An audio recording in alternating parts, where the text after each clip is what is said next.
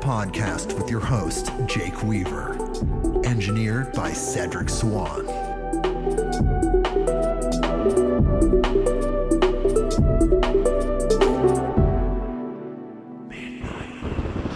Hey everybody, we are back with another episode of Midnight on Earth. I'm your host, Jake Weaver, and we're here to bring you more knowledge, more light, and more love. I'm very honored to have an incredible guest on our show today. All our guests are incredible. I say that every time. But this one is incredibly special. His name is Jonathan Robinson. And what a career he has. It's stellar. And you read his books and it's mind-blowing. And we're going to talk to him in just a second. But first, I need you to do something for me. Go to bluecobracbd.com. That's bluecobracbd.com, and there you will find the highest quality CBD oil ever created on Earth. This oil is unlike anything you will find on the market, period, in relation to CBD products. And the reason that is because the extraction method used to extract the CBD from the hemp is a proprietary method called the HIT extraction method. It was developed by a man that I know very well. His name's Howard Hitt, also known as Big H. And he developed something so magical and so special in the ocean of CBD products that are out there with some of the chemically extracted CBD products that use chemicals, solvents, and gases. This is the only product that is like this. There's nothing else. This is the top tier of all CBD product. I'm not joking. This is not an exaggeration. Howard uses no chemicals, no solvents, no gases in the extraction process, his HIT extraction method. It is 100% natural. It's 100% organic. The hemp used is 100% organic, Oregon-grown hemp. He has the King Cobra, which is the maximum strength, Little King Cobra, which is regular strength. And for animals, which is actually a huge hit right now, is Wild Thing. And you give that to your pets. It's CBD for pets. And we do have a discount code that gets you free shipping in the continental 48 United States, which is MIDCBD. That's MIDCBD. And that gets you free shipping, like I said, on any order in the continental 48 United States. It can be shipped internationally and to other places, but check your country's laws before talking to Howard about this. And he's available, totally available at his website, which is, again, bluecobracbd.com. Everyone, go there, use the code, get a bottle, report to me, as many have. bluecobracbd.com. And lastly, one more thing. Follow me on Instagram at midnight_on_earth. That's the address. You can follow us there. Spotify, Apple Podcasts, Google Podcasts, wherever you go to get your podcasts, click that button that connects us. So when people like Jonathan Robinson come on, you know about it instantly. You get it on your device, on whatever you're using. And most importantly, of course, please tell a friend, tell someone that you know that loves these type of podcasts that would be interested in these topics. This is how we get it out there. These guests, they generously give us this information and their time. We have to get it out there more for them. So do that for me. Tell a friend. Bring them here. midnightonearth.com. Okay. Social media shout out of the way. And let's read Jonathan Robinson's bio. Jonathan Robinson is a psychotherapist, best-selling author of 14 books, and a professional speaker from Northern California. He has reached over 200 million people around the world with his practical methods, and his work has been translated into 47 languages. His work has appeared in Newsweek, USA Today, the Los Angeles Times, as well as dozens of other publications. In addition, Mr. Robinson has made numerous appearances on Oprah, CNN, as well as other national TV talk shows. Jonathan is also the co-host of the popular podcast Awareness Explorers. He has spent more than 40 years studying the most practical and powerful methods for personal and professional development. Mr. Robinson's first book, The Experience of God, included interviews with such notable people as the late Mother Theresa, the Dalai Lama, Deepak Chopra, and Dr. Wayne Dyer. Jonathan's second book, The Little Book of Big Questions, became a New York Times bestseller, as did his book, Communication Miracles for Couples. Mr. Robinson's other books include Instant Insight, Real Wealth, Shortcuts to Bliss, Shortcuts to Success, Life's Big Questions, and Find Happiness Now. And he has others as well. We'll talk about that at the end. Jonathan speaks regularly to Fortune 500 companies such as Google, Microsoft, Dell, Bank of America, Coca-Cola, and FedEx Kinko's. In his public talks and workshops, Jonathan is known for providing his audiences with powerful and immediately useful information in a fun and entertaining manner. And he's here with us on Midnight on Earth. I can't believe it. Jonathan, thank you so much for being here. It's going to be a wild ride. Well, our frequencies matched. We're very similar people, as I read in your book, and here we are together. So let's talk about your latest book. This is called The Enlightenment Project, and the subtitle is How I Went from Depressed to Blessed, and you can too. Isn't that an amazing thing? So tell me then, what is enlightenment to you? What does enlightenment mean? This is the Enlightenment Project. What is enlightenment? Well, that's a great question, because you always have to define your term. You know, when people say God, some people think a man in the sky, and some people think of just an energetic love throughout the universe. So when it comes to enlightenment, people have all kinds of crazy ideas.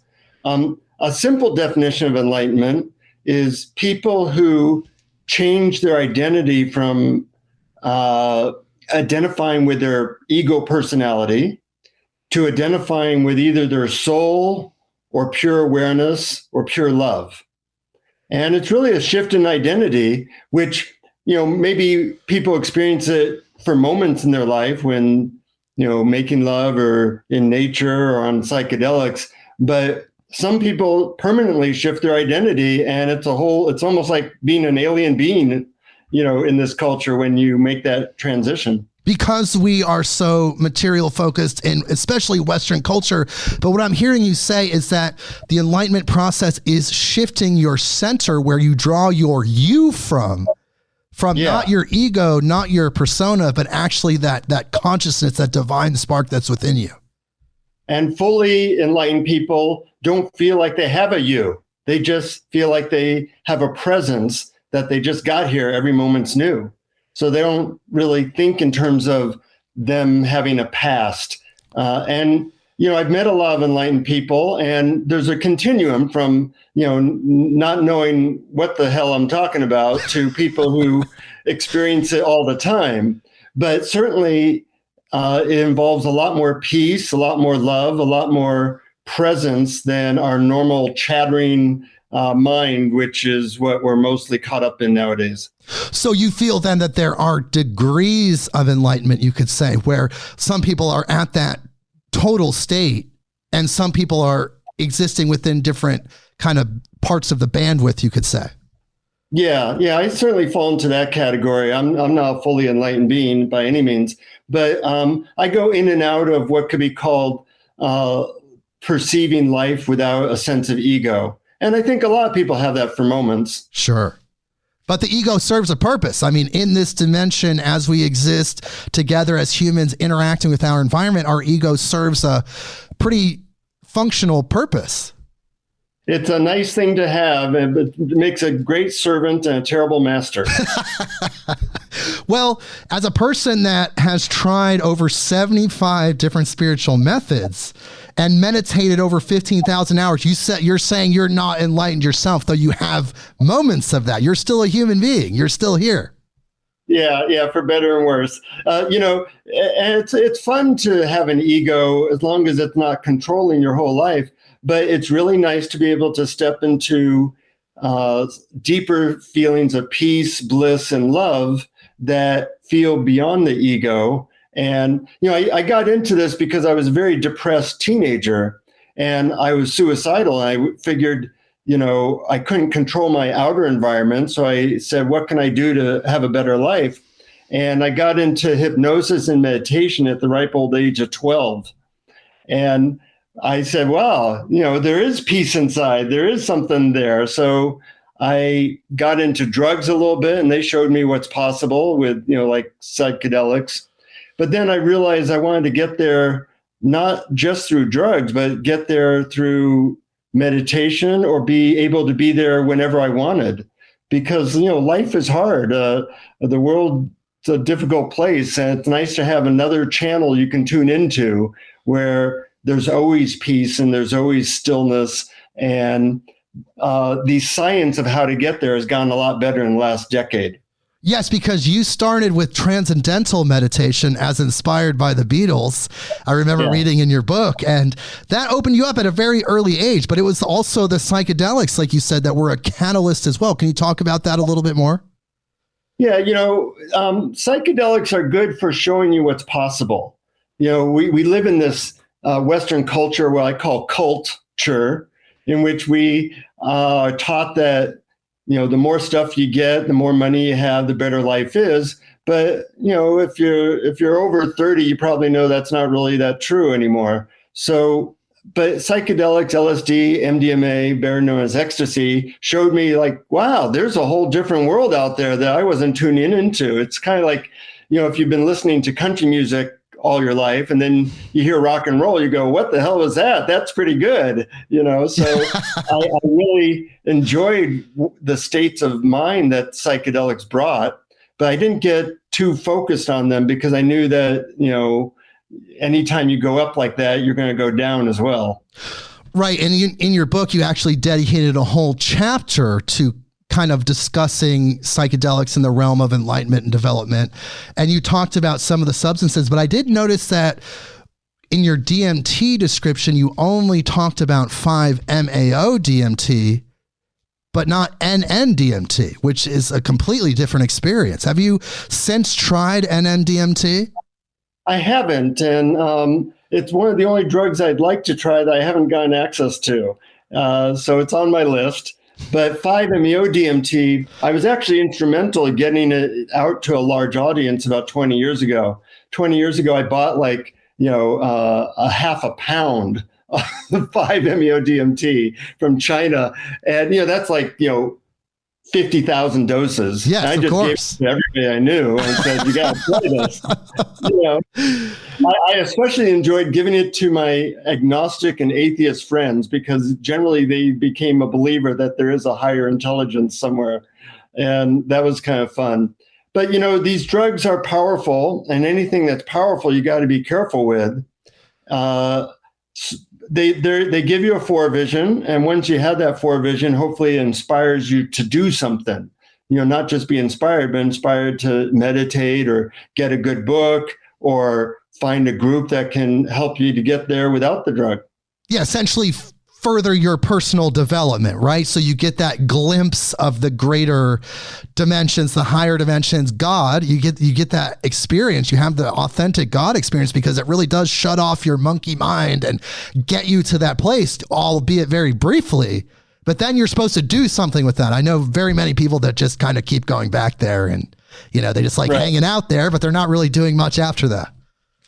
Yeah. And, part of the reason why people don't necessarily do much after that is that finding the right group or the right method, they don't know how to do that. So in the book, The Enlightenment Project, I tried to put together the 20 best spiritual methods on the planet. And, it's interesting that like 15 of those methods are hardly known by anybody because they've been invented in the last 3 years. Just like our iPhone gets better every year, the methods for finding inner peace or awakening are really getting exponentially better every year. It used to be that I could give people a glimpse of the enlightened state in an hour. Now I can generally do it in 4 minutes or less.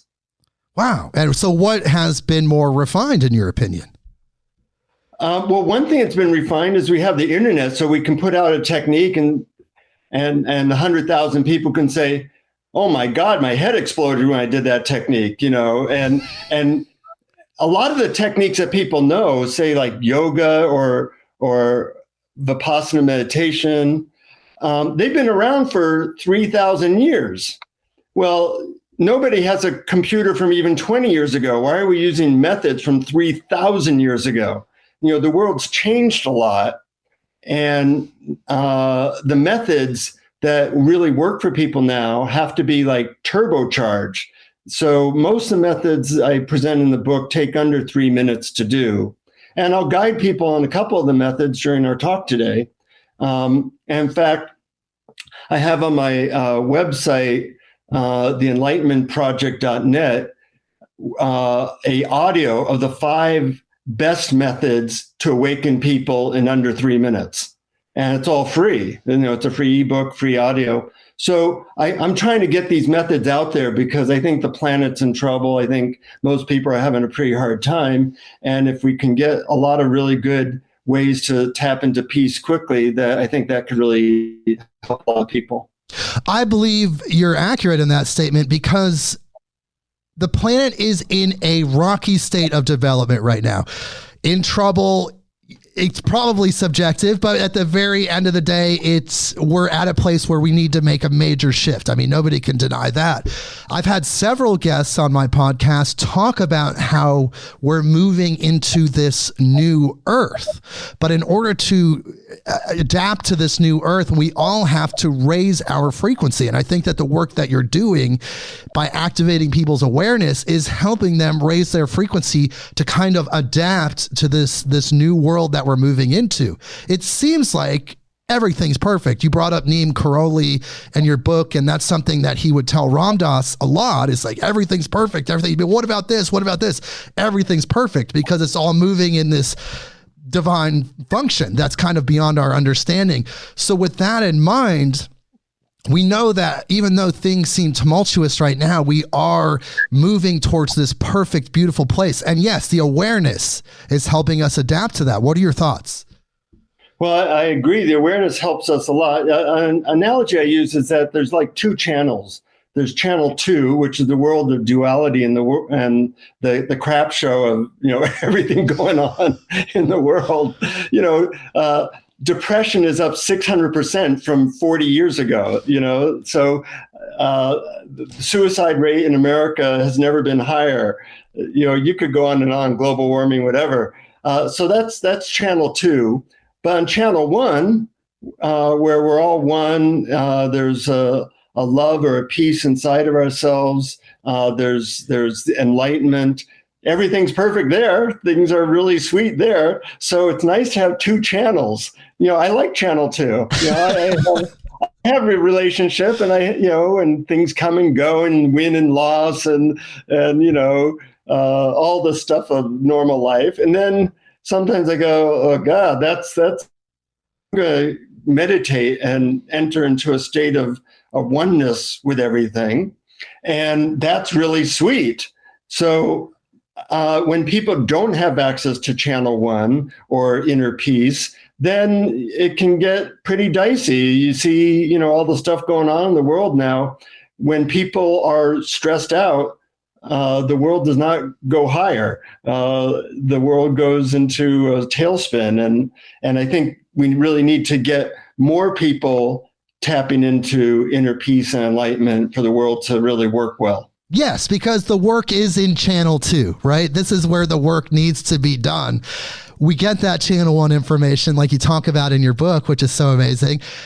But at the end of the day, we got to bring that channel 1 information into channel 2 to make this place heaven on earth. If we really want to live in the world that we want, where we're united and we're all together and everybody has what they need, and it doesn't matter where you're born on earth, you're going to have the best possible experience. If we want that, and I think every spiritual person does, then we have to do the work. We have to do the work here, as you say, in channel 2.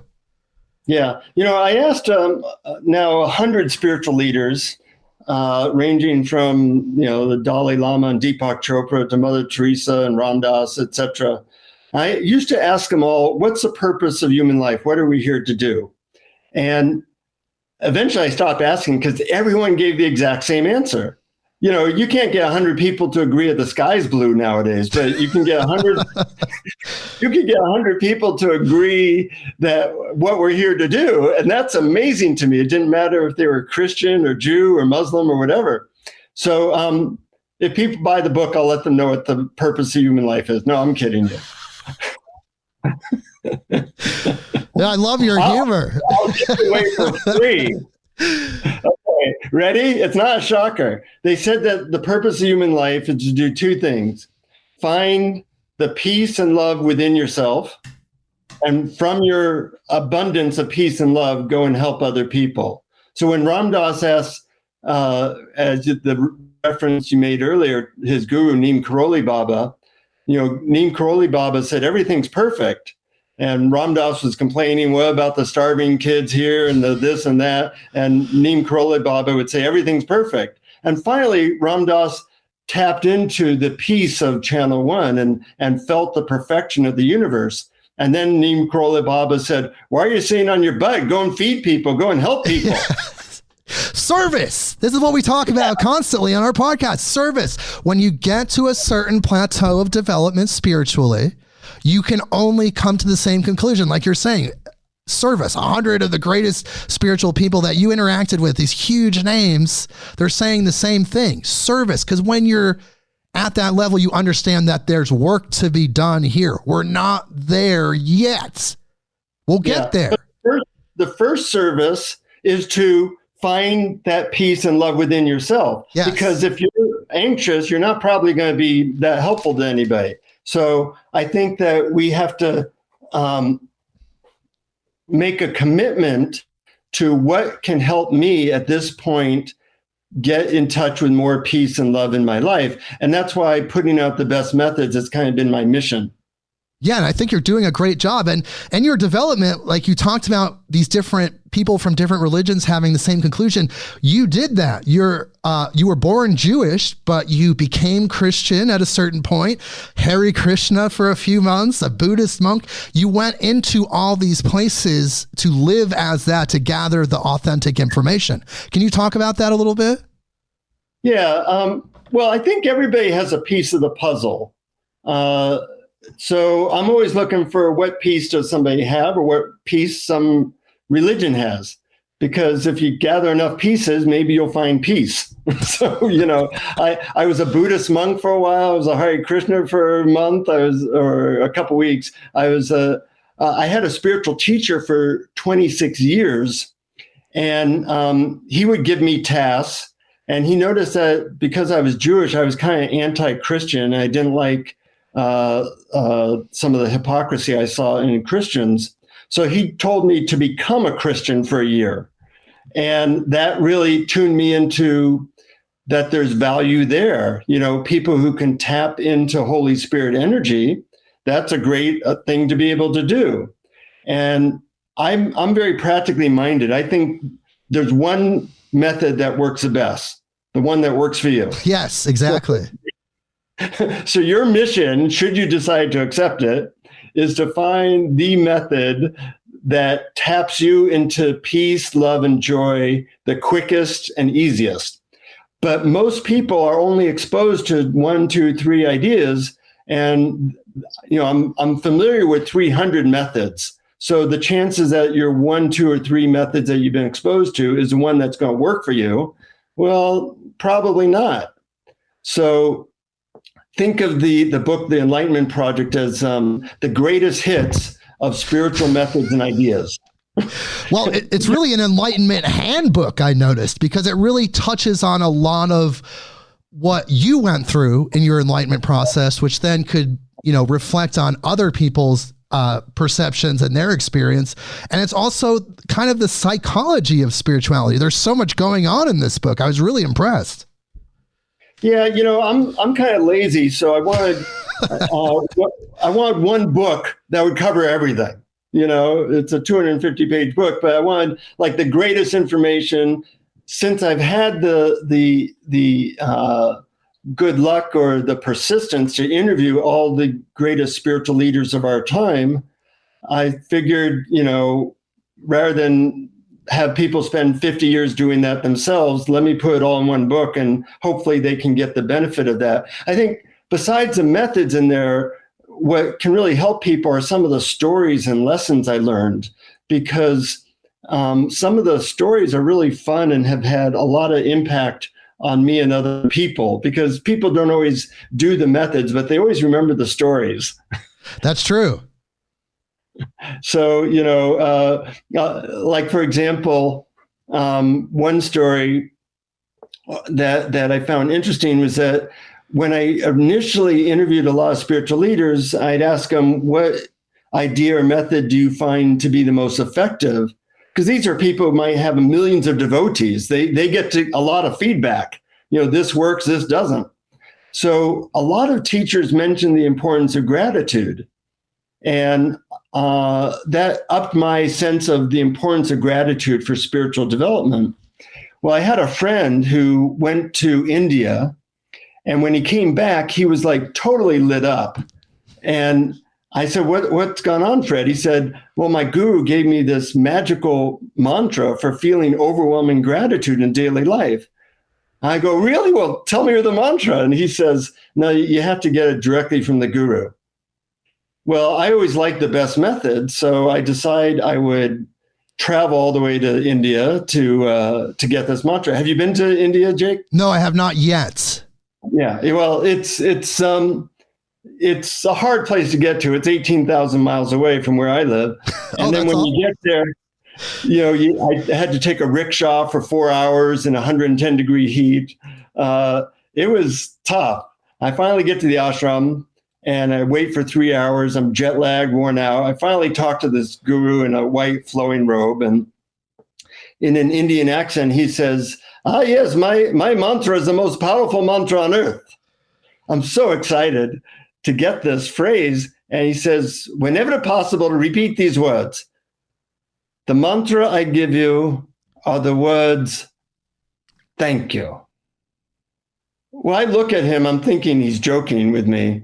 But he's not smiling. I finally say, that's it? I traveled 18,000 miles to get thank you? That's it? And he goes, no. That's it is the mantra you have been using. That makes you feel like you never have enough. My mantra is thank you, not that's it. That's it, you know what? So I look at him totally pissed off. And I say, well, thanks for nothing. And he says, thanks for nothing is not the mantra. You must say it from your heart many times a day. So when you eat good food, say thank you. And when you see your child or a sunset or a pet, say thank you from your heart. And soon you will feel gratitude. Well, I'm still pissed off and disappointed, but I traveled all that way, so I figured I'd try what he said. So I get into a taxi. It's 110 degrees in India, but the taxi is air conditioning. And I say a very heartfelt thank you. Like, I found the one taxi in India who has air conditioning that works. And then I get to my hotel room. There's a bottle of clean water. I'm dying of thirst. Thank you for the water.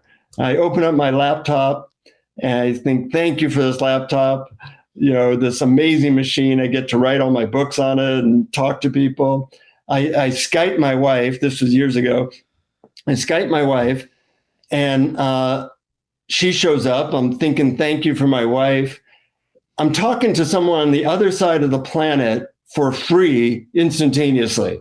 I mean, 100 years ago, somebody would have thought that that was a miracle of God. Yeah. And it's free. And all these senses of like how much we're given hits me, and tears start coming down my eyes. And my wife says, wow, that must have been some mantra he gave you. I said, you have no idea.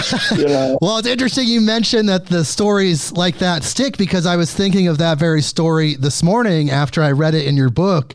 And that one really sticks with you because of that power of gratitude. But can you get to a point where you're in a constant state of thank you, where the moments are flowing by, the actions, and you're just always there? Like you've conditioned yourself to kind of change your frequency, I guess, at that point, and be in that constant state of thank you. Is that possible? Well, I've interviewed people who are in that constant state. And so it is possible. But, you know, most of us, we have to do some amazing things have to happen for us to feel deep gratitude. And rather than depend on winning the lottery or whatever it is, or a new relationship, you can do it with little moments. I mean, your listeners now are listening to a guy who spent 45 friggin' years traveling to 50 countries to get the best information, and he put it all in one book for $15. Yes, thank you for that. Yeah, you know, and they're getting this information for free. I mean, if you're not tapping into how much you're given, and you're using the mantra, that's it, all the time, you know, you won't tap into it. But even tapping in for a moment and feeling deep gratitude in your heart feels really good. Does it feel better to live that way all the time? Yeah. And we're all working towards that. Yes, definitely. And you talk about having a gratitude journal and some of the techniques that you can use to kind of stay in that mindset, in that frequency. Yeah, yeah. And eventually it does become kind of a frequency, you know, like tuning into a station on the radio. At first, there's a lot of static and it falls off that station, and then you kind of tune it back to that station. So for me nowadays, it's more of an energetic thing. And I talk about some energetic things. I mean, think of it that even Holy Spirit is an energy, or you could say Buddha consciousness is an energy. And you can learn to tap into these higher energies within, so that you're not so dependent on channel 2 always going the way you want. Yes, exactly. Even though it's said that you are supposed to be, as a spiritual person and a person that wants to manifest things, grateful, but then in some cases dissatisfied, because dissatisfaction is a creative state. It gets you to manifest more. You're completely grateful for everything you have, but you want to serve more. You want to manifest more. So it's not necessarily that's it, but there is kind of that dissatisfaction, which then compels you to manifest. What are your thoughts about that? Well, analogy I use a lot is that, you know, a plane has 2 wings. You know, it has a right wing and a left wing. If one of those wings, and you're just focused on manifesting all the time, and you're not focused on inner peace, well, you're likely to go around in circles and then crash after a while. You know, if one wing is so much bigger than the other. Whereas if you're just focused on peace and meditating, and you don't care about the world, and you know, just meditate and live in a cave, once again, your plane is likely to crash after a while, because you don't have 2 strong wings. So I encourage balance. The Buddha said that, you know, you should do the middle way, find balance. But most people gravitate towards either being in the world too much, or being in separating themselves from the world too much. And I think there's a sweet spot for us where we can manifest our peace and love and make the world a better place. Yes, I believe so as well. I mean, that is the purpose of leaders like yourself and people that have that awareness of their manifestation ability, is to create that balance in order to do the work more. One thing I do want to talk about in your book is Dr. Jeffrey Martin's work. In your book, you talk about how Dr. Martin conducted 1,200 interviews with enlightened spiritual people, or people that have reached that state, to kind of find a common ground or some sort of methodology or understanding. To me, it was very similar to Napoleon Hill's book, Think and Grow Rich, where he interviewed 500 of the successful people of his time to kind of create a science of success. And Dr. Martin had this really interesting method of doing things where he created these locations, these 4 locations of development, actually 5, but these 4 locations of development. And you kind of adapted a little bit of that into your book. Can we discuss that a little bit? Sure. Yeah. He's a fascinating person, a friend now. He wrote the foreword to the book, and he's a Harvard trained psychologist, and he wanted to see what research was out there about enlightened people, and he found that there was basically none. So he spent 20 years studying all the enlightened people he could find, and he found that enlightenment isn't really just one thing. It's people have what he would call 4 or 5 different types of enlightenment, which I describe in the book how they're slightly different. Yes, and there's not one that's better than another. They all have a lot of peace in them. They all have a lot of joy in them, but with some of them, you're more able to function well in the world, and some you're more separate. So people in what he would call location 4 tend not to have close relationships because they don't have a sense of them, of you. There's no one there, so they don't have relationships the way maybe you and I have. Whereas people in location 1, they kind of go in and out of feeling peace, and they're more functioning in the world. So he talks about all the different techniques that he learned from these people. And one thing he found that was interesting is that the method that got them to enlightenment was not known, that they had created it for themselves.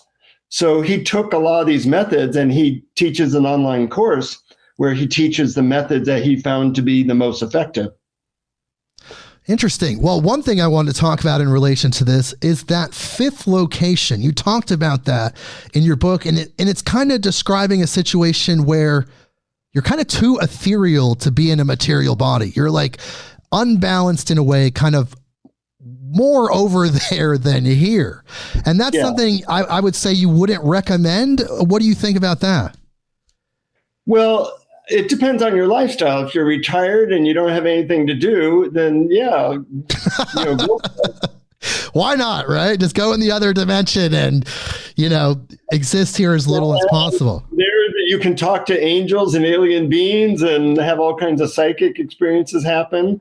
But people like that generally have a hard time holding down a job. Yes.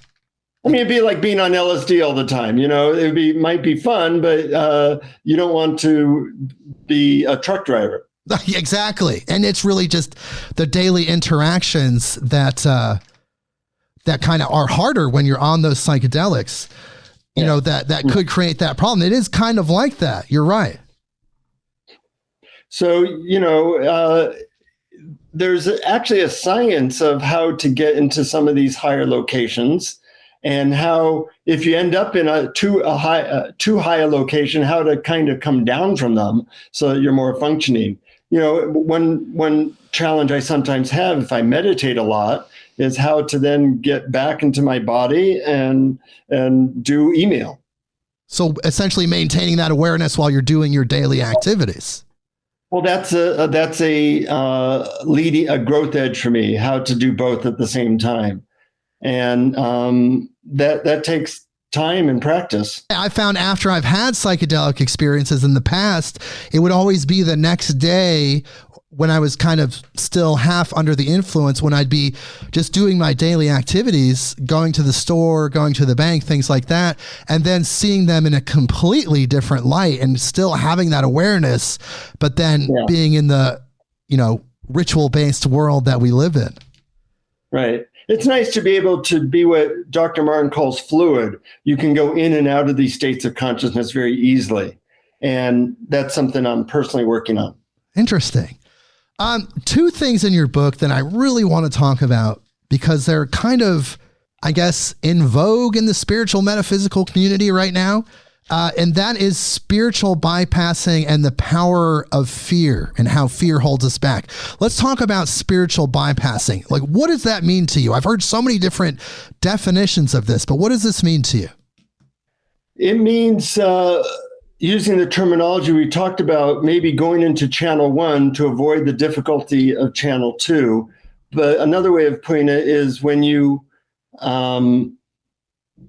are avoiding the messiness of human life and neurosis and relationship, and instead just kind of avoiding stuff, your curriculum, and just tapping into the peace, which is a nice ability to have, but to use such things as a method of avoidance is, in my opinion, not a good idea. So that is spiritual bypassing to you. You're essentially bypassing whatever internal work you need to do by checking out and going into channel 1 into these astral dimensions and hanging out with God and being like, oh, I'm fine over here. Everything's perfect. Why do I have to worry about that? Yeah, well, I think the name of the game is growth. And the way you grow is by facing some challenges. You know, when you go to a gym, you don't lift 1 pound, you lift the amount of weight that is a challenge to you. And by doing that, you grow muscles. Well, the way you grow spiritual muscles is by you face the challenges of life and see if you can maintain some sense of peace, despite the fact that your mate is upset at you or that your job is stressful or the stuff of life. Yes, it is really interesting because then fear comes into play because you're afraid of what other people think about you or what it means to approach those situations that you're trying to bypass. You're afraid of it. And that's that crippling power of fear. Yeah, think of fear as like a prison. And people with a lot of fear and who are not trying to face their fear have a very small prison cell they live in. Well, when you face your fears, that prison cell grows bigger because you're now less afraid. And enlightened people, in a way, have no fear whatsoever. So even if I was talking to Byron Katie, a famous spiritual teacher, and she said, you know, somebody in one of her workshops put a gun to her head and said, I'm about to kill you. And I said, what was that like? And she said, well, I felt great compassion for the person. I said, you really don't want to do that to yourself. It would really create difficulty for you. And that's how she felt about it. Not going to be difficult for me. I'm not afraid of dying, but you know, you're probably afraid of going to prison. Yeah, it's not really a bad thing to return back to God, you would say. Right. So, you know, I was afraid of everything as a teenager. So I got to have a lot of practice facing fears. And, you know, sometimes people ask me how I managed to talk to all these spiritual leaders. And I say, well, if you're willing to face your fear, especially the fear of rejection, you can get over, you know, you can do a lot of things that normal people couldn't do. So my story was at 18, I was a freshman at UCLA. And I had never asked a woman out on a date because I was afraid of rejection. So my roommate said, you know, he said, you know, you're just moping around. What do you want? I said, well, I want to get laid, but I'm too afraid to ask a woman out. So he said, okay, tell you what, if you get rejected by 10 women today, I'll treat you to a trip to Hawaii. Because his philosophy was that the way to get out of a fear was to face it head on. And that made sense to me. And I wanted to go to Hawaii. So I said, okay. And, you know, went down to the university bookstore. And he's watching from afar because he wants to see if I can really do this. And I then realized why I had not done this before, because I was terrified and beads of sweat are dripping from my face. I'm shaking. I asked the first woman, you know, out. I say, hello, and my voice cracks. And she turns around. She sees this guy shaking and sweating. And she says, are you all right? Do you need an ambulance? Because she thought I was having a seizure. So the entire conversation was me convincing her not to call an ambulance. I asked her out, and she said, "No, thank you. I have a boyfriend." And are you sure you're all right? Yeah, okay. And so from there on, I found that with each woman I asked out, it got easier because I kind of knew what was happening, and I actually wanted to get rejection because I needed 10 rejections to go to Hawaii. Well, so this is going good, and when you face a fear, Jake, what happens is you immediately feel a sense of expansion. So by the fourth woman I'm asking out, I'm starting to feel high because I'm breaking through this lifelong fear. But the seventh woman ruined my momentum. I now had a script, so I went up to her and said, "Hey, I'm new here. I'm trying to meet people. You look like a really nice person. Would you like to go out sometime?" And she looks at me and she says, "Yeah, sure." Well, it never occurred to me somebody might say yes. So I said, "Sure what?" And she said, "Yeah, I'd like to go out with you." So she writes down her phone number. I'm feeling fantastic now. And, when you feel really good, you're kind of magnetic to people. So the next woman I went to said yes, and the next, and the next, and the next. So I'm starting to get all these dates. And I realize I have a new problem. I have to get rejected by 3 more women or I can't go to Hawaii. So I figure I'll start acting like a jerk. So I go up to a woman and I go, "Hey, baby, you look smoking hot. How about you come to my place Friday night? I'll show you a really good time. What do you say, sugar lips?" And this woman's, her jaw just opens. I couldn't imagine her face right now. And then she looks at me and then she says, "Sure." She thought my act was hysterical, so she wanted to go out. But I managed to throw on some water, do the shaking routine, get 3 final rejections, go to Hawaii. But more important, I took my fear rejection from a level 10 of total terror to more like a level 3 of mild dislike. Yes, you conquered that. And it took 20 minutes. So, think of it that my entire life changed in 20 minutes. And I think people need to realize that they're mostly run by fear. Fear of failure, fear of rejection, fear of embarrassment, fear of looking stupid, fear of saying the wrong thing, whatever, all these fears.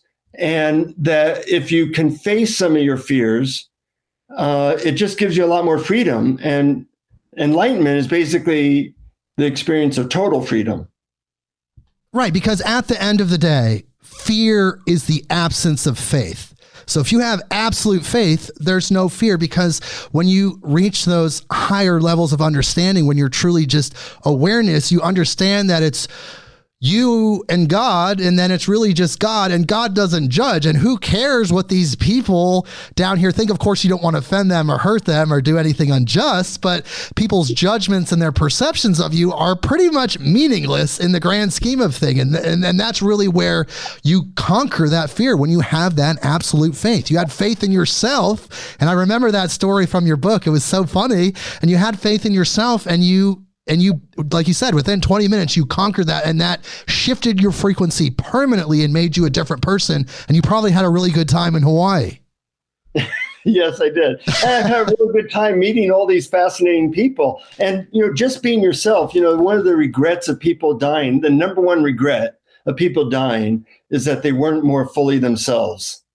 Many years ago, I was in a van that crashed. I was a passenger, and I ended up having a near-death experience. Yes, I remember that. One of the times I was on the Oprah show, it was with a bunch of people who had had a near-death experience, meaning we were officially pronounced dead for a period of time. For me, it was only 2 minutes. For one guy, it was 37 minutes. He was in a hospital, and he was dead, and then he came back to life. Well, long story short, when you're dead, people have very similar experiences. They usually see a light source, and they feel lovingness from that light source, and they move through a tunnel to that light source. And sometimes, and most of the time, they feel like they get a life review. Well, during this life review, when I was on the Oprah show, the 8 of us being interviewed by Oprah about near-death experiences, mentioned that we were all asked the same questions during this life review. Well, I find it fascinating that atheists in Indonesia and Christians in Kansas are all being asked the same two questions. It doesn't matter what religion you are, what culture you are, it's always basically the same two questions that you get asked when you are dying or dead. And I think it's important for people to know what those two questions are. Yes, please tell us. Well, for $14.95, no, I'm kidding again. Hopefully your audience is grateful that they're getting some good stuff from. We're loving it. I'm loving it. This is incredibly generous of you. Well, it's not generous. It's really, we get experiences so we can help other people. And, exactly. And the two questions that I and other people have heard, the first question I think people are going to be disappointed by because it's so obvious. And the question was, what have you learned about love? And I don't think it's just a coincidence that pretty much every religion has love as its cornerstone. Somehow, although we've created a culture that isn't about love and, has turned love into a way of selling deodorant, there's really, something important about our mission in life is to learn about love and how to be more loving people, or how to tap into love within ourselves, or how to have better loving relationships. Love is key. So I wasn't surprised by that. And as I'm reviewing my life, I got to see moments I had been loving and moments that I had not been loving. And that was very instructional for me. But the second question was more, I found it more interesting because I didn't expect it. And that was, I translate it as, how well have you completed your mission? And of course, in that question is the assumption that we all have a mission. And the first mission that I got was that you're supposed to be you. You're supposed to actually manifest who you are and say the things you're thinking and do the things you want to do. And a lot of people, they don't do that. They're, spending 5 hours a day watching TV and then going to a job that they hate and then not saying how they feel or what they think. So it's really important, I think, for our spiritual nourishment that we tap into being more fully ourselves and that we face some of the fears or obstacles that are in the way of doing that. So then what's mission 2? If mission 1 is be you, what would be the other mission? Well, the other mission was learning about love. Learning about love. Yeah. Okay. So that's really interesting. So you had the panoramic life review. We just recently had a guest on who had 3 near-death experiences in her life. And, she had incredible stories. So you had that traditional NDE. You had the panoramic life review. You saw it all, and you actually have recollection of that and your conscious awareness. Yeah, that was good. And of course, it was a traumatic experience. One person in the van became quadriplegic. So oh my God. I don't want to make light of it, but it was a valuable experience. It helped solidify what I'm here to do. At the time I got the message, this was interesting. I got the message that I was supposed to write books. Well, I had never written a book. I never even thought of writing a book. And then I was told, no, you're supposed to write some books. And okay, I guess that's what I'm supposed to do. And, I think that there's forces that help that, meaning the first book I wrote, I got on Oprah and she devoted an entire show to the book and it became a bestseller. So, when we think that we're the doers, but there's a lot of forces out there that we barely know about, we barely have names for, and sometimes we tap into them and then we get to see the world is a lot different than we thought it was. Yes, it's those synchronistic moments, those miracles like you talk about in your book. And that first book is The Experience of God. Is that correct? No, actually, the first book was Life's Little Book of Big Questions. Okay.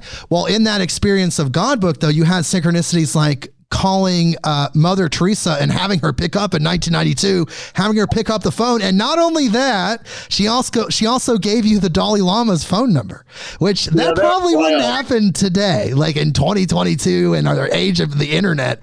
That probably wouldn't happen for an average person or really anybody anymore. Well, back in 1993, I think, but I was stunned. First of all, calling India in 1993 was like calling the International Space Station now.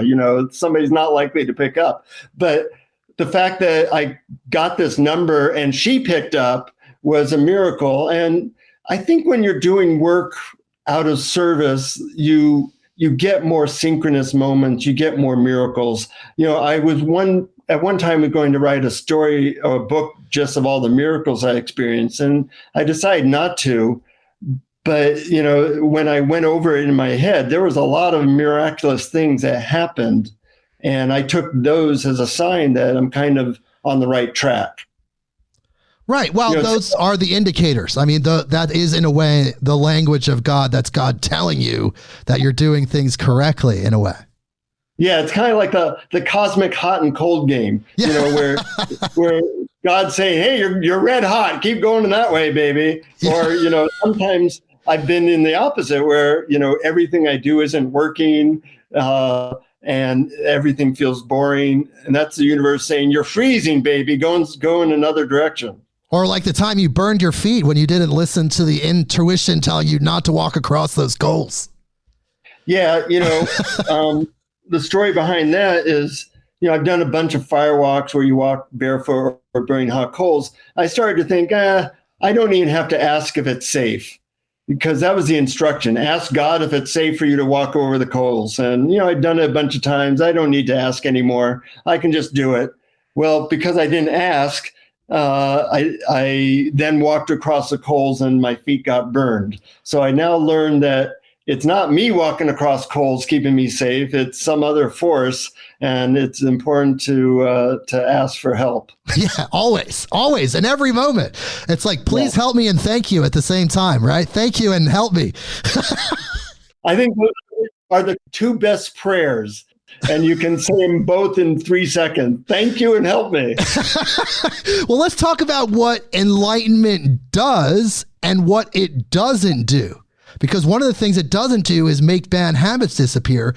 I thought that was really interesting in your book. And you kind of outlined these different points about how enlightenment can shift a person and how it doesn't shift a person. Can you touch on those things a little bit? Yeah, we have a lot of misconceptions about enlightenment. In fact, in the book, The Enlightenment Project, I talk about the 25 most common misconceptions. And I think it's helpful because when you have an accurate view of enlightenment, it makes it easier to actually have more enlightened moments. If you have a totally inaccurate view of what enlightenment is or does, it makes it harder. So one of the misconceptions people have about enlightenment is that enlightened people have no problems. Well, in a certain way, that's true. If you're fully enlightened, there's no you, so there's no problems. But, that the body still has money issues. It still has relationship stuff it has to deal with. But one of the things that really surprised me was that even pretty enlightened people still have conditioning from their past that affects them. Like, for example, Ram Dass said that every neuroses he ever had was still with him. It's just his relationship with them changed, meaning that he, instead of feeling a lot of fear, he would notice the fear and it would be there. It would sometimes influence him, but he was not a fearful person anymore. Or even a very enlightened person like maybe Adyashanti, who I interviewed, would say that sometimes his body would experience anxiety. It wasn't like he was experiencing anxiety, but he would feel anxiety going through him. Or the fact that he still liked certain food more than other food. He said he still likes to eat junk food. Or the guy who wrote I Am That, forget his name, he went by various names, but popular book, he still smoked cigarettes after he became enlightened. So it doesn't clear the slates completely. That was helpful for me to know, because I thought, well, I must not be enlightened because I still have some of these bad habits.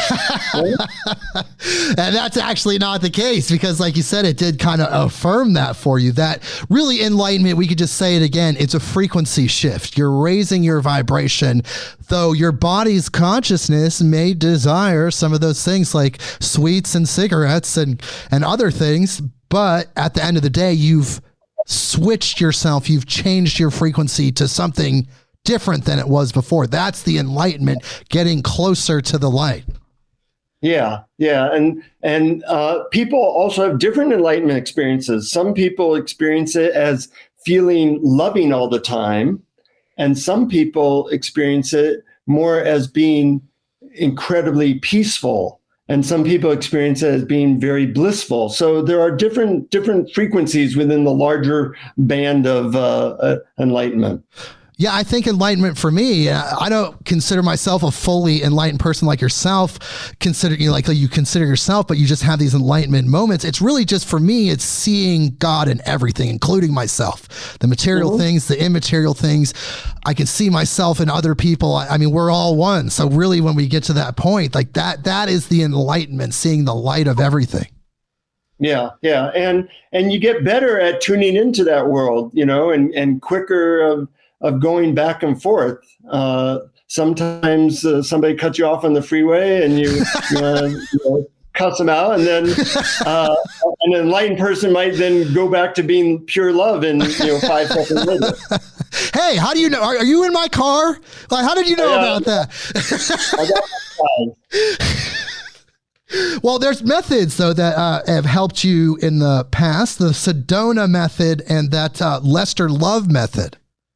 Yeah. Well, let me talk about both those methods. The Lester Love method, it's an interesting story. There was a guy, Lester Levinson, who back in 1954 was told after a severe heart attack that there was nothing that they could do, just go home and die and try not to do anything strenuous like tie your shoes, because that will kill you. So he's thinking, okay, I got maybe a couple days to live. He's only 45 at the time. And he decides to think about who in his life has he loved. So he makes a list of all the people he's ever loved, and he just starts sending them love. Well, ends up, this helps him to feel better. And soon he's filled with energy. And he's filled with so much energy that he stops sleeping. And after a week, he starts running. He was told that you're going to die if you tie your shoes. Now he's running 10, 20 miles a day. Long story short, he becomes a fully awakened person within 3 months just by focusing on loving people all the time. And he creates something called the Sedona method to help people achieve the enlightenment he experienced. But the way he got there was by focusing on people that he loved and just meditating on that. And I've done this type of meditation. It's very powerful. It's like bathing yourself in love. I just have a list of 50 people I've loved, not long love, just, like family or girlfriends or my wife or my dog or my cat or whatever. And I spend a minute each thinking about what I love about them, what I appreciate about them. And by the time you're done with an hour, you're like so in love that vibration, that frequency is you. And when I've done this, my wife always says, "You just did the Lester Love meditation, right? I can tell. You got light on you." So, but the Sedona method is a method you can use in daily life. And, I talk about a lot. I'll give the 30-second technique of the Sedona method. Okay. Of course, there's a longer technique, but the basic method is when you're upset, you ask yourself, could I let go of being upset now for like 20 seconds so I can just be here and feel the peace of this moment? And it's an interesting question because, let's say you're upset about what your partner said to you this morning. Could I let go of that upset just for 20 seconds so I could be here in this moment? Well, when you give your brain that choice, a lot of times it says, yeah, I don't need to hold on to that upset. I don't need to hold on to that worry. I don't need to hold on to that anger. And through a lot of practice, you can let go of a lot of your conditioning with methods like that. Interesting. And, I thought it was interesting that you participated in that study where they hooked you up to an EKG machine and you used that Lester Love method, and the amount of gamma waves that were coming off of your brain was so substantial that it shocked the researcher. Yeah, well, she had used it was an EEG machine, a very expensive one. EEG, sorry about that. She had used it on the Dalai Lama and a few other people. And they found that all the really awakened people had these same brainwave patterns, which she called the enlightened brainwave pattern. Well, she had never seen that in an American, but I figured I'm going to take out my secret stash of good method and see what I can show her. So I do the Lester Love meditation. I'm in a state of great love and bliss. And she says the machine must be broken because no American has had these brainwaves before. This is the same brainwaves as the Dalai Lama. And I said, well, let's see, let me try another meditation method. And all the other methods I used, she was very unimpressed. No, this shows that you're a neurotic mess. So, she said, just keep doing the Lester Love method and you're in good shape when you do that. Yeah, I thought that was just fascinating because it does lend itself to this concept that our brain activity, if we can get hold of that, can help manifest the world that we want. If we can keep ourselves in that gamma wave state, then we're going to be existing in a different life. Yeah. So, and there's now pretty good technology being developed to help train people's brain waves towards higher states of gamma EEG and higher states of love and peace. And I'm very excited about those. In fact, I wrote a book about that called The Technology of Joy. And it goes into a lot of the methods out there technologically for helping people experience higher states of consciousness. Wow. And you just think about how we develop in the next 20 to 50 years. And that seems like a material indicator that we're moving towards this beautiful new earth. We've got the science behind us. We have the spirituality behind us. It seems inevitable. Yeah. Well, it's a race between whether we'll raise our consciousness or destroy ourselves first. And hopefully technology will help. Oh, everything's perfect, right? Neem Karoli, come on. We can't argue with that guy. Yeah, that's true. Channel 2, though, could use a little bit fine tuning, I think. And that is why we are here as teachers, as leaders, and then we awaken more people and then they become teachers and leaders. Because one thing that I've learned is that you only have to be a couple degrees of knowledge above someone else to teach them.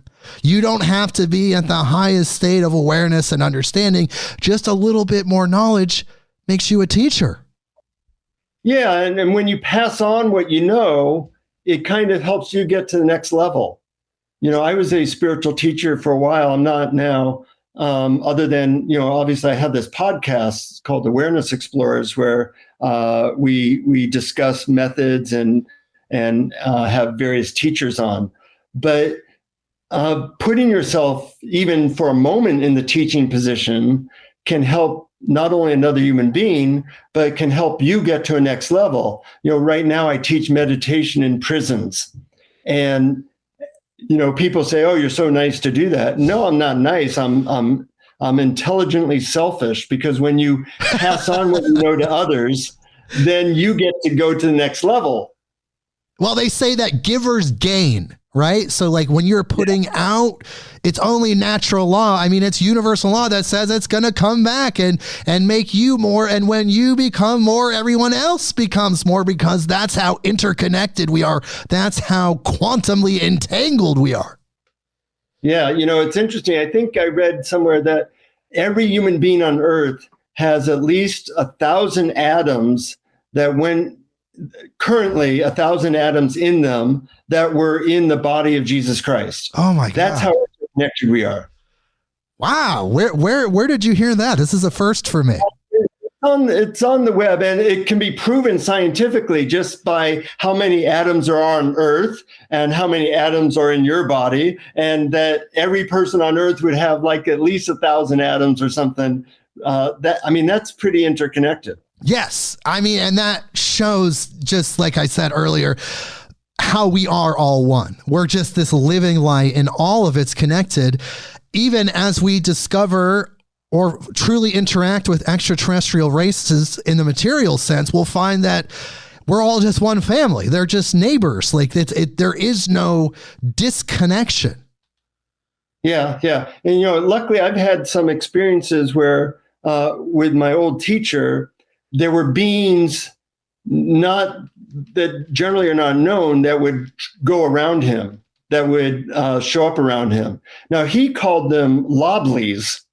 But he said most people would call them either angels or poltergeists. And he said that a lot of people confuse them with extraterrestrial beings, but they're actually from this planet. And they're balls of light, and they would surround him. And we would sometimes play music with them, which was a lot of fun. And this is your teacher, Justin Gold. I just want to clarify for listeners that you studied with for 26 years. He was like a guru type figure for you. Right, he was, and I was happy that most of those years I got to actually live with him, because generally awakened beings are they might have 10,000 or 1,000,000 devotees, and I got to have a very close association with him, and we did a lot of service projects together. We traveled together, we lived together, and that was a great education. So you visibly saw these light beings, these balls of light, when you were with him, and you said that they even interacted with the instruments, like a flute in the room. Yeah. So we had various interactions with them. It got to be like, oh yeah, the loblies are here again. What do you want to do with them? That's huge. That's really powerful to have that as a human in your experience repertoire of being not only in the presence of this guru, Justin Gold, but then interacting with these beings that he's interacting with. Yeah, it was a lot of fun. It made me realize that, there's a lot more out there than we've been led to believe. Even just in the last 6 months, we're being told that there's spaceships that are doing stuff around the Earth that nobody really knows what's going on,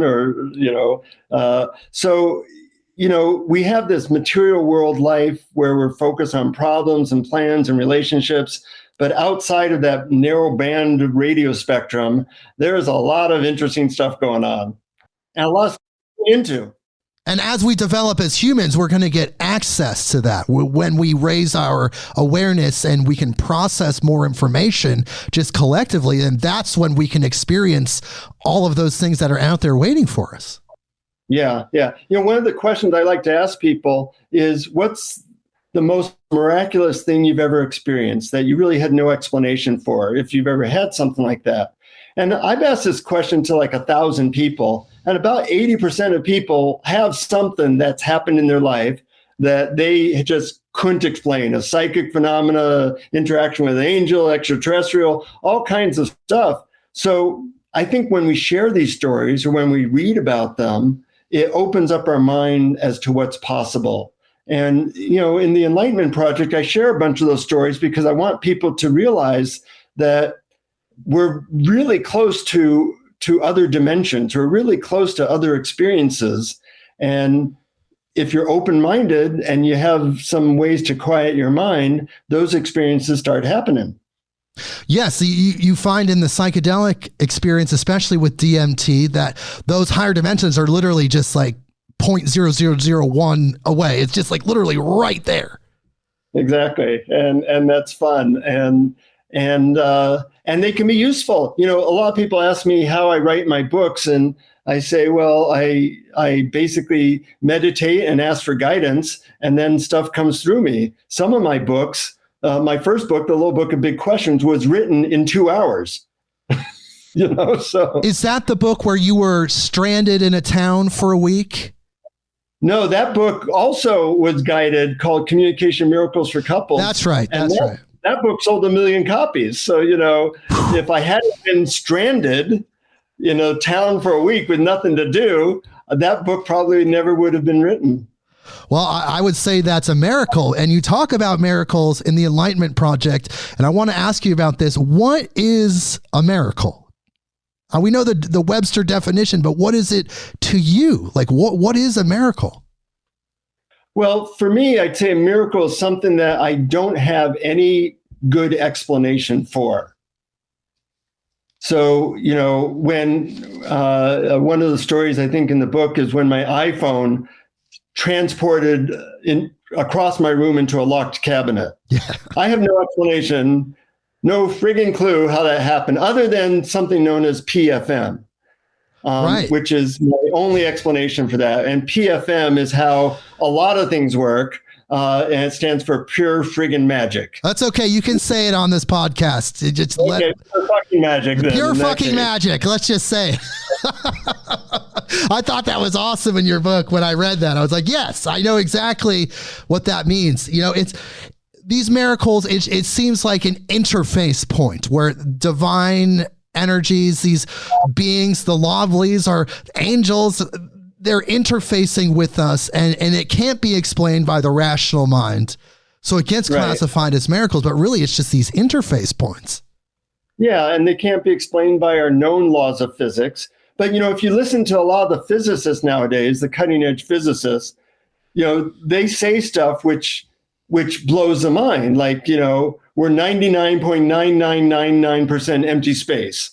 If you could condense human matter into, there's no empty space, we materially are the size of a dust particle. Yes, I have heard that. So everything's PFM. The entire cosmos, everything we do, really, if you get down to it, is PFM. And we get a brain where we think we explain stuff, but if you're in the right state of consciousness, you realize, how am I moving my hand? I have no idea. Nobody actually knows how people have thoughts and then move their hand. That's a miracle. But, generally we're pretty numb. So we have to have, our iPhone transported across the room, or we have to see angels appearing before we go, oh, okay, yeah, it's a miracle. But do you think that the bulk of humanity, most of us, of the billions of people on this planet, are kind of trapped in this lower frequency experience where we don't experience PFM, or we're just not tuned into it? Do you think that that's by design? Is there some force or something kind of feeding on humanity, or is it just fear, just the collective fear that's keeping us in kind of this very lower brain function, kind of ritualistic movement?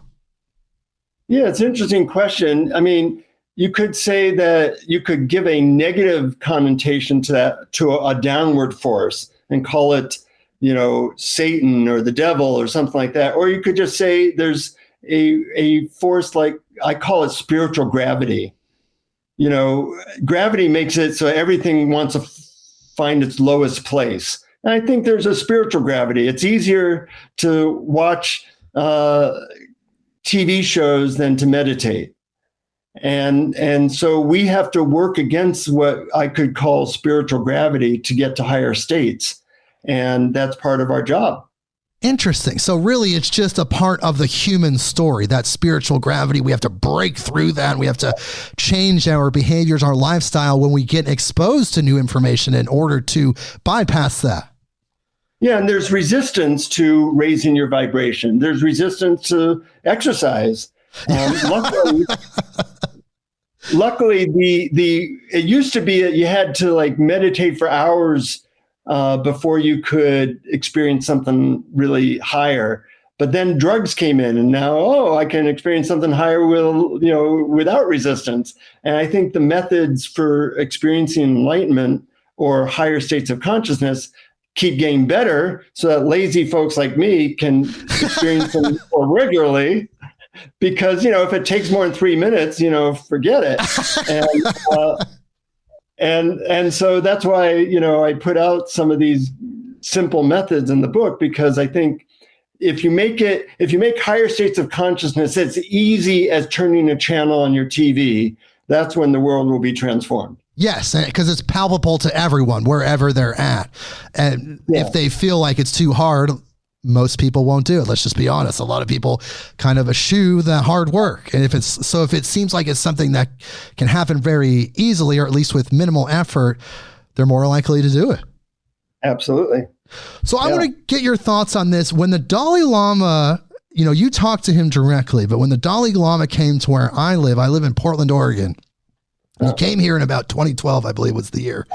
He talked a lot about extraterrestrials and how they're very real and how they're out there watching us, waiting for us to develop. I thought that was really shocking. It didn't really get covered by a lot of mainstream news, obviously, or even in the counterculture news, but he did go on a whole segment about that. So what are your thoughts on that? Because I have a lot of guests that talk about these Pleiadians, these advanced beings that are trying to help us, and they exist in other galaxies.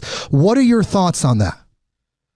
Well, first I should say I'm not an expert on that, but I have talked to some experts. Okay. See, that's kind of my thing, is find the people who are most knowledgeable about something and steal their best methods and ideas.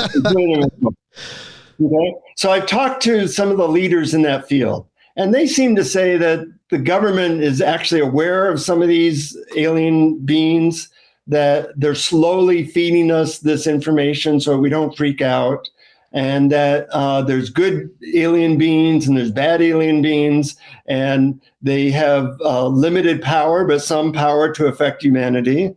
And that in the coming years and decades, we'll become more knowledgeable about them.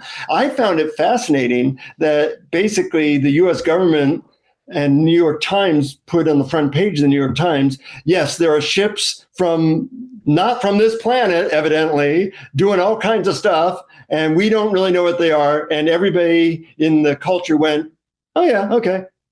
And, Yeah, I mean, they were prepared for it by media, by movies. Since the Roswell crash, you notice the uptick in science fiction addressing these points. And, we had that conditioning. But yeah, I thought that was mind blowing as well. They talked about, even Barack Obama talked about that on a talk show where these craft are being made off-world. They're not ours. They release this footage that's available to everyone online through mainstream sources.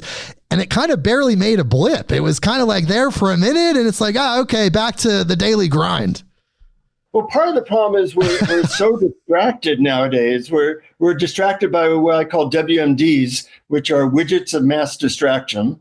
And everybody has so much going on that it becomes more important than ever that we actually get centered in ourselves so we can handle all the stuff of the world nowadays. And so I think it's more important that people find peace within than that we try to find out what's going on with the aliens. But hopefully the aliens, if they're here, which I think they are, hopefully they'll help us.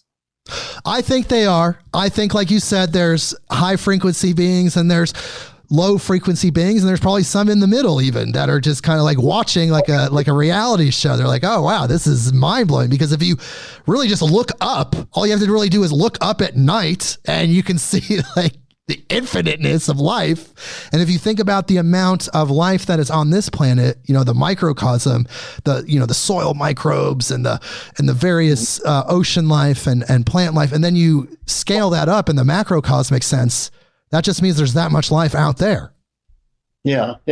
And, it doesn't seem like it, but we're right now on a spinning top going 70,000 miles an hour through outer infinite space, with a big ball of fire 93 million miles away, and the universe seems to go on forever. We're like a dust particle in a big galaxy.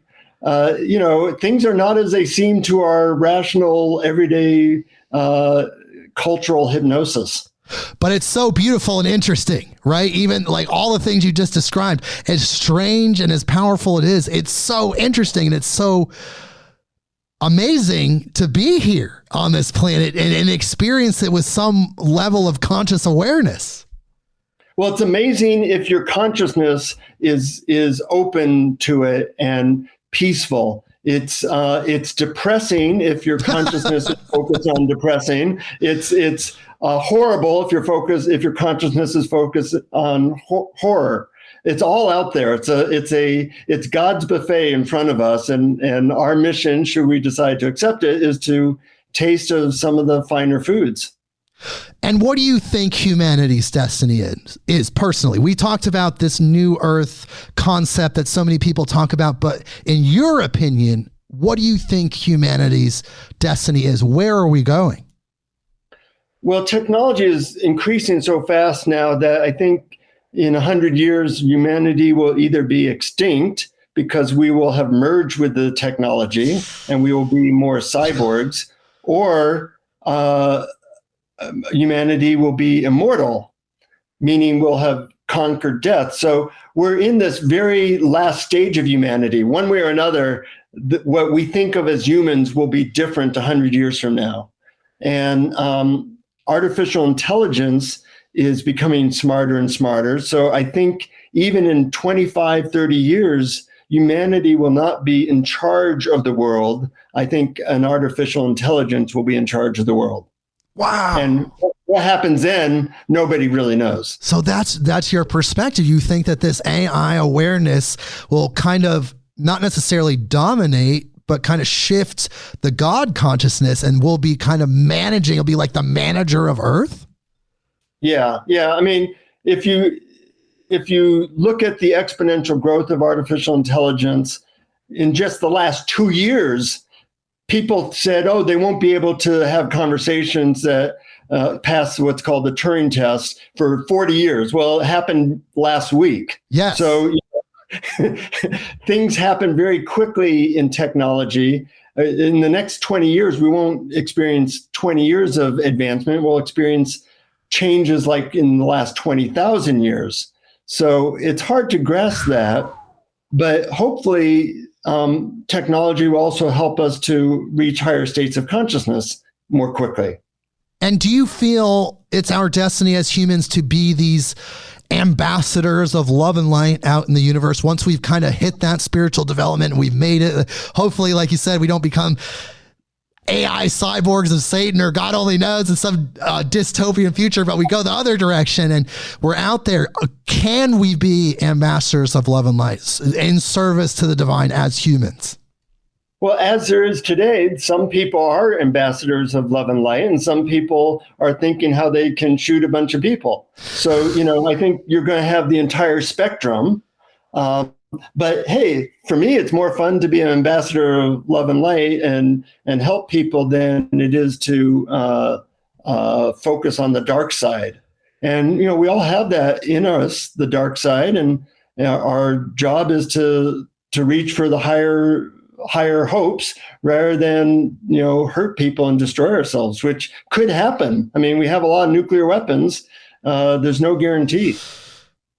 You're absolutely right. Though, again, I'll just filter it back to Neem Karoli, who constantly says everything is perfect. Wherever he's at right now, it's absolutely perfect. Yes. But Jonathan, we've had an incredible interview. It just went outside of time. We were in the flow, like you talk about in your book. It feels so good to talk to you. You're such an incredible person. I feel like what you must have felt like interviewing the Dalai Lama and these incredible people.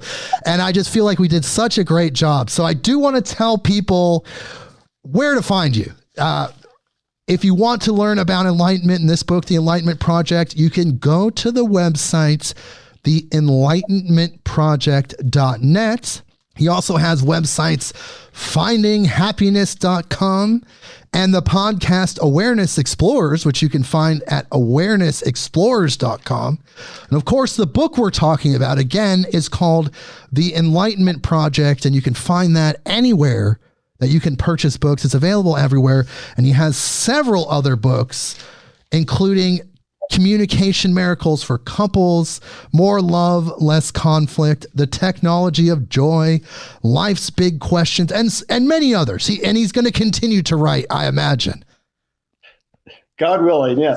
One thing you might want to tell your listeners is that theenlightenmentproject.net, if they put in their email address, they'll get an ebook on the 5 quickest ways to awaken to peace.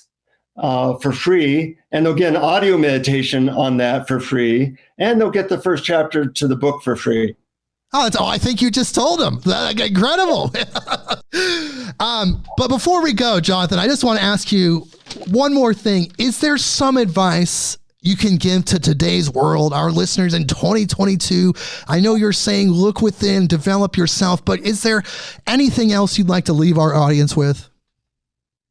Yeah, I'll leave actually with a story. One of the teachers that I saw was in India, and I went to his ashram. And when I went there, he immediately pointed to me and told me to sit in front of him. And I was real nervous. I didn't know what the protocol was. And he looks at me really closely and he says, "So who are you?" And because I didn't know what the protocol was, I said, "I'm Jonathan Robinson from the United States." And he and all the people in the ashram watching just laughed hysterically. They thought that was hysterically funny. And I thought, well, that was the wrong answer. So he said, "No, who are you really?" And I said, "Well, I'm a spiritual seeker." And he shook his head no. And I said, "Well, I'm an author." He shook his head no. And I said, "Well, I'm a man." He shook his head no. And I did this for about 2 minutes until I ran out of every role I've ever played. And then I just stared in his eyes, and there were like beams of light coming out of his eyes. And as I looked in his eyes, something really strange happened. I felt like I was hit by a tsunami of love that was so powerful that I immediately started crying. And I felt all this love and peace. And as I'm like in his lap crying, he taps me on the head and he says, "This love and peace you feel now, that's who you are. And your job in life is to get back to that place." Wow. What an incredible story. Holy cow. So, we all have our jobs and the roles we play, but in the end, our job is to find that peace and love, try different things to see what works for you, hang around people who inspire you, get books that inspire you, whatever, and find your way back to more peace, more love. I think when you do that, you're not only serving you and the people around you, but you're serving the whole planet. Well, thank you for that, Jonathan. What an incredible ending. I really appreciate you being here and telling these stories. And again, people, check out his books, his websites, his podcast, everything that he's about, because you're going to learn so much. I learned an incredible amount from the Enlightenment Project. It's incredible. So, Jonathan, thank you for being here. Please hold through the outro music. And everyone, we will see you next week. Midnight on Earth.